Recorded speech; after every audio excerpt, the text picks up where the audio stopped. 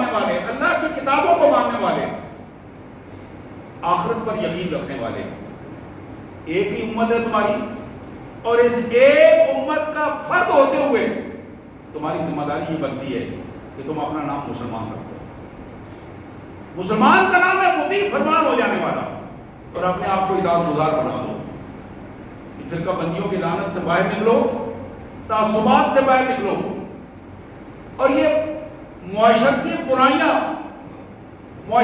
برائیوں نے جس طرح پورے کا پورا نظام تباہ کر دیا ہے، ان معاشرتی برائیوں کو ختم کرنے کے لیے اپنا کردار ادا کرو. یہ امت کا اہم فریضہ ہے.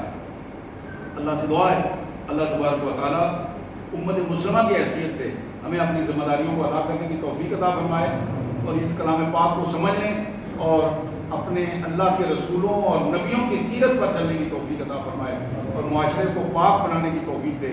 وآخر دعوانا الحمدللہ رب العالمین.